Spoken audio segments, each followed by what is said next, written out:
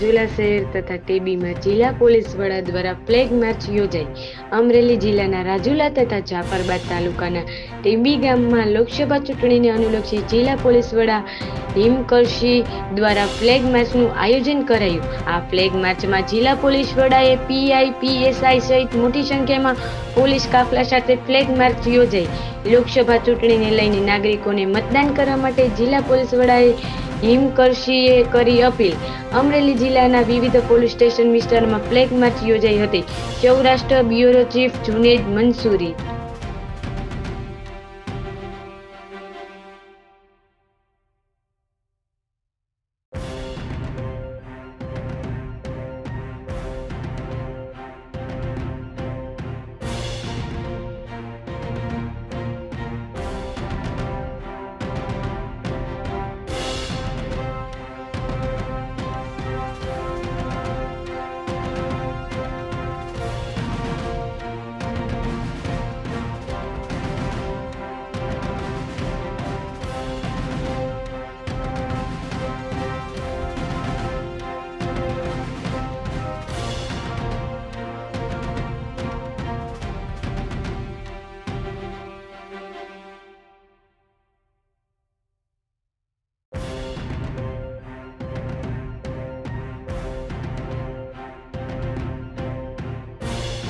અમરેલી જિલ્લાના તમામ સંવેદનશીલ વિસ્તારોમાં ફ્લેગ માર્ચ કરવામાં આવ્યું છે.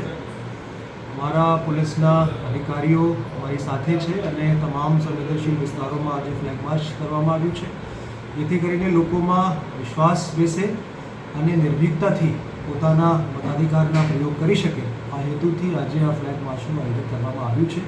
હું અમરેલી જિલ્લાની જાહેર જનતાથી જેટલા પણ મતદાર ભાઈઓ અને બહેનો છે ત્યાંથી અપીલ કરું છું કે મોટીમાં મોટી સંખ્યામાં વધારે બહાર નીકળીને અને મતદાન કરે અને જવાબદાર નાગરિક તરીકેની પોતાની જવાબદારી નિભાવે અને લોકશાહીને મજબૂત બનાવે. આજે ચૂંટણી થવાની છે એને અનુલક્ષીને અમરેલી જિલ્લા પોલીસ દ્વારા છેલ્લા 1.5 માસમાં ઘણી બધી કાર્યવાહી કરવામાં આવી છે, જેમાં જે પણ મેઇન ટાઉન્સ છે અને સંવેદનશીલ ગામડાઓ છે ત્યાં CAPFની સાથે રહીને પોલીસ દ્વારા ફૂટ પેટ્રોલિંગ છેલ્લા 1.5 માસથી ચાલુ છે અને કરવામાં આવી છે. એના સિવાય એન્ટી સોશિયલ એલિમેન્ટ્સ વિરુદ્ધમાં 9,800 જેટલા અટકાયતી પગલાં લેવામાં આવ્યું છે. 14 જેટલા લોકોને પાસા હેઠળ જેલમાં ધકેલવામાં આવ્યું છે અને 21 જેટલા લોકોને જિલ્લાની હદથી તડીપાર કરવામાં આવ્યું છે. આજે 21ની સંખ્યા છે. અમરેલી જિલ્લાના ઇતિહાસમાં આજ દિન સુધીના ઇલેક્શન દરમિયાન સૌથી મોટો આંકડો છે.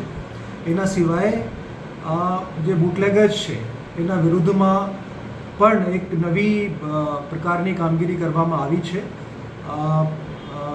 ગુજરાત રાજ્યના પોલીસ વડા માનનીય શ્રી વિકાસ સાહેબ દ્વારા જે માર્ગદર્શન આપવામાં આવ્યું એના તહેત જે પુરોહિત રાણુના બોન્ડ લેવામાં આવે છે બુટલેગર્સ પાસેથી કે એમના જે ચાલચલન છે, વ્યવહાર છે એ સારા રહેશે અને એ બોન્ડ લીધા પછી પણ જો બુટલેગિંગની જે ધંધો છે એમાં કાર્યરત રહેશે તો એના વિરુદ્ધમાં જેલમાં ધકેલવાની કામગીરી પ્રથમ વખત અમરેલી જિલ્લા પોલીસ દ્વારા કરવામાં આવી છે.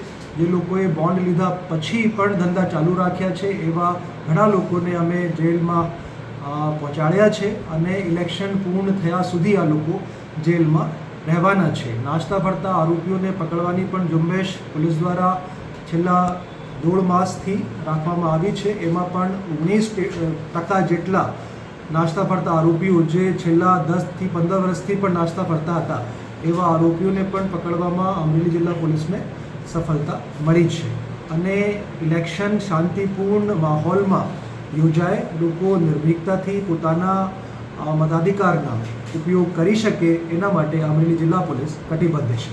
Thank you.